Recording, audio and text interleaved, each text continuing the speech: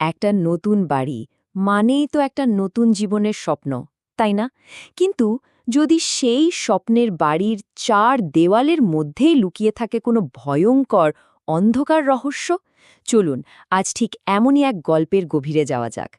এক দম্পতির গল্প যারা তাদের নতুন ফ্ল্যাটে পা রাখতেই এক অশুভ শক্তির মুখোমুখি হয়। একটু ভেবে দেখুন তো, লম্বা একটা জার্নির পর আপনি ক্লান্ত হয়ে আপনার নতুন বাড়িতে পৌঁছালেন, আর সেখানে দারোয়ান আপনাকে ওয়েলকাম করার বদলে কিনা বলছে আপনি বরং ম্যাডামকে নিয়ে কোনো হোটেলে চলে যান। অদ্ভুত না? এখান থেকেই কিন্তু গল্পের আসল রহস্য দানা বাঁধতে শুরু করে, মনের মধ্যে একটা অজানা ভয়ও কাজ করতে শুরু করে, তাই না? তো এই গল্পের মূল চরিত্র দুজন, রনক আর তার স্ত্রী জুহি, যিনি 7 মাসের প্রেগনেন্ট। ওরা অনেক লম্বা একটা জার্নি করে বেশ ক্লান্ত শরীরে কিন্তু চোখে একরাশ স্বপ্ন নিয়ে এসে পৌঁছেছে তাদের নতুন ফ্ল্যাটে। আর এখানেই প্রথম একটা খটকা লাগে। দারোয়ানটা জুহিকে প্রেগনেন্ট দেখেই কেমন যেন অস্বস্তিতে পড়ে যায়, ভয়ে পিছিয়ে যায়। যদিও রৌনক তখন ক্লান্ত, তাই হয়তো বিষয়টা অত পাত্তা দেয় না, উড়িয়ে দেয়। কিন্তু এই ছোট্ট ঘটনায় যে সামনে কি ভয়ঙ্কর কিছু অপেক্ষা করছে তার প্রথম ইশারা ছিল। ওরা দুজন যেই না ফ্ল্যাটের ভেতরে ঢুকল, দারোয়ানটা বাইরে থেকে একটা অদ্ভুত জিনিস খেয়াল করে। 3 তলার ওই 18 নম্বর ফ্ল্যাটের আলোটা কেমন যেন রহস্যজনকভাবে জ্বলছে আর নিভছে। এটা কিন্তু সাধারণ কোনো ইলেকট্রিকের সমস্যা বলে মনে হচ্ছে না, তাই না? এজন্য একটা সংকেত মনে হচ্ছে, ফ্ল্যাটের ভেতরের অশুভ শক্তিটা ওদের আসার খবর পেয়ে গেছে, আর হয়তো ওদের স্বাগত জানানোর প্রস্তুতি নিচ্ছে। তো নতুন ফ্ল্যাটে আসার পর প্রথম রাতের যে একটা আনন্দ, একটা উত্তেজনা থাকে, সেটা বেশিক্ষণ টিকল না। খুব তাড়াতাড়ি ওই ফ্ল্যাটের আসল ভয়ঙ্কর রূপটা ওদের সামনে আসতে শুরু করল। সেই রাতেই ওদের সাথে প্রথম অলৌকিক ঘটনাটা ঘটে। ভেবে দেখুন, রাত তখন প্রায় 1:30। জুহি গভীর ঘুমে আচ্ছন্ন। ঠিক সেই মুহূর্তে ও অনুভব করে একটা খসখসে গরম হাত ওর পেটের উপর। হাতটা এতটাই গরম যে মনে হচ্ছিল যেন ত্বক পুড়ে যাচ্ছে। কোনো অদৃশ্য শক্তি যেন ওর সবচেয়ে দুর্বল জায়গায় আঘাত করছে। এই স্পর্শটা শুধু শারীরিক ছিল না, এটা ছিল একটা ভয়ঙ্কর মানসিক আক্রমণ। জুহির এক চিৎকারে সেই রাতের নিস্তব্ধতা যেন খান খান হয়ে ভেঙে গেল। কিন্তু সবচেয়ে ভয়ঙ্কর কি জানেন? এই পরিস্থিতিতে একা হয়ে যাওয়া। জুহি যখন ভয়ে কাঁপতে কাঁপতে রনককে বলছে, আমার বিশ্বাস করো, কেউ তো ছিল, তখন রনক উল্টে ওকে বলছে, তোমার কোনো ভ্রম হয়ে থাকবে। মানে ওর সবচেয়ে কাছের মানুষটাই ওর কথা বিশ্বাস করছে না। এই অবিশ্বাসটা জুহির আতঙ্ককে যেন আরও কয়েক গুণ বাড়িয়ে দিল। এরপর থেকে ঘটনাগুলো এত দ্রুত ঘটতে শুরু করে যে ওরা কিছু বুঝে ওঠার সুযোগই পায় না। ভয়টা আর শুধু রাতের অন্ধকারে সীমাবদ্ধ থাকে না। পরের দিন সকালেই একজন নতুন কাজের লোক আসে, আর সে জুহিকে দেখেই বলে নিজের ভালোর জন্য ফ্ল্যাটটা ছেড়ে দিতে। আর তারপর ওই একই দিনে লিফটের মধ্যে একটা কালো বেড়ালের সামনে পড়ার পর সেই কাজের লোকটার কান, নাক, মুখ দিয়ে রক্ত বের হয়ে মৃত্যু হয়। আর সেদিন সন্ধ্যাতেই জুহি একটা ভুতুড়ে গলায় লড়ি শুনতে পায়, আর সেই গান শুনে ওর গর্ভের বাচ্চাটা পেটের ভেতর প্রচণ্ডভাবে লাফালাফি শুরু করে দেয়। বোঝাই যাচ্ছে ওই অশুভ শক্তিটা এবার সরাসরি আক্রমণ শুরু করেছে। আর এবার গল্পটে পৌঁছে যাচ্ছে তার সবচেয়ে ভয়ঙ্কর মুহূর্তে।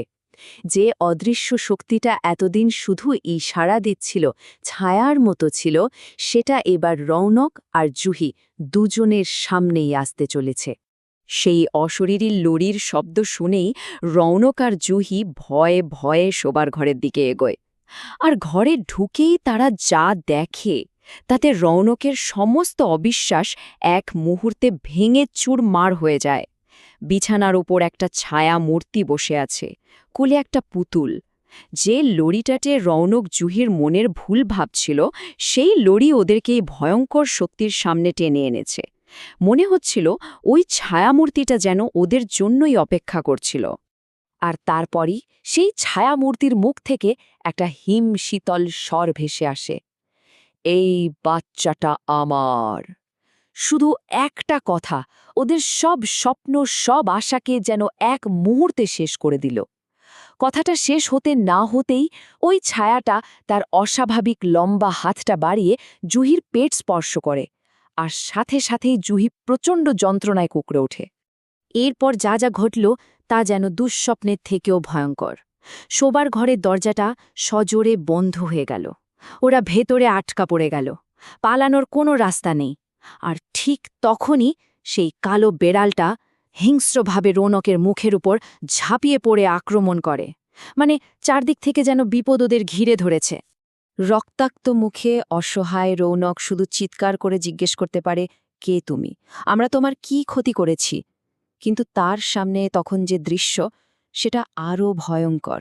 ওই ছায়ামূর্তিটা তখন বাতাসে ভাসছে, আর তার কোলে একটা পুতুল নয়, একটা মৃত শিশু। এই দৃশ্যটা ভাবলেই তো গায়ে কাটা দেয়, তাই না? আর এই ভয়াবহ দৃশ্যটা জুহি সহ্য করতে পারে না। ও চিৎকার করে জ্ঞান হারায়। আর এরপরই ঘটে গল্পের সবচেয়ে মর্মান্তিক ঘটনাটা। জুহির গর্ভপাত হয়ে যায়। যে অনাগত সন্তানের জন্য ওদের এত স্বপ্ন, এত আশা ছিল, সেই সন্তানকে ওরা চিরদিনের জন্য হারিয়ে ফেলে। জুহির ওই অজ্ঞান হয়ে যাওয়াটা শুধু শারীরিক যন্ত্রণা ছিল না, ওটা ছিল ওদের সব স্বপ্ন ভেঙে যাওয়ার আর্তনাদ। তো এত সব ভয়ঙ্কর ঘটনার পর প্রশ্ন আসেই, কেন? কেন ফ্ল্যাট নম্বর ১৮ এতটা অভিশপ্ত? এবার সময় হয়েছে সেই রহস্যটা জানার। চলুন এই ফ্ল্যাটের পেছনে দুঃখের গল্পটা শোনা যাক। পরে দারোয়ানের মুখ থেকেই আসল সত্যিটা জানা যায়। আসলে এই ফ্ল্যাটে আগে যে পরিবার থাকত, তাদের স্ত্রী গর্ভধারণ করতে পারছিলেন না, তাই তারা একজন সারোগেট মা ভাড়া করেন। কিন্তু গোল বাঁধে যখন সেই সারোগেট মা লোকটিকে ব্ল্যাকমেল করতে শুরু করে। সে বলে তাকে বিয়ে না করলে সে বাচ্চাটা নিয়ে চলে যাবে। আর তখন সন্তানের লোভে অন্ধ হয়ে ওই স্বামী তার নিজের স্ত্রীকেই তার প্রিয় পুতুলটার সাথে জীবন্ত পুড়িয়ে মারে। আর সেই মহিলার অতৃপ্ত আত্মাই এখন প্রতিশোধের জন্য এই ফ্ল্যাটে ঘুরে বেড়ায়। সে মনে করে এই ফ্ল্যাটে আসা যে কোনো অনাগত সন্তান তারই। তাহলে পুরো ব্যাপারটা এবার পরিষ্কার, তাই না? জুহির উপর এই ভয়ঙ্কর আক্রমণের কারণটা ছিল একটা মারাত্মক ভুল। ওই অতৃপ্ত আত্মা গর্ভবতী জুহিকে দেখে ভেবেছিল ওই সেই সারোগেট মা, যে তার সাথে বিশ্বাসঘাতকতা করেছিল, যে তার স্বামী আর সন্তান দুটোই কেড়ে নিতে চেয়েছিল। একটা ভুলের কারণে আরও একটা জীবন তছনছ হয়ে গেল। কিন্তু এই গল্পের শেষটা ঠিক যেন শেষ নয়। মানে রৌনক আর জুহির জীবন তো এই ঘটনার পর চিরদিনের যেন বদলে গেল। কিন্তু এই ফ্ল্যাটের অশুভ শক্তিটার কি হলো? তার কি কোনো সমাধান হলো? সন্তান হারানোর পর সেই ভয়ঙ্কর স্মৃতি নিয়ে ওই শহরে থাকা রৌনকের পক্ষে আর সম্ভব ছিল না।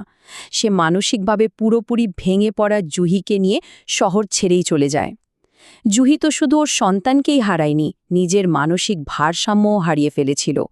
ওদের চলে যাওয়াটা যেন এই গল্পের মর্মান্তিক পরিণতিটাকেই তুলে ধরে। কিন্তু জানেন গল্পের সবচেয়ে ভয়ঙ্কর অংশ কোনটা?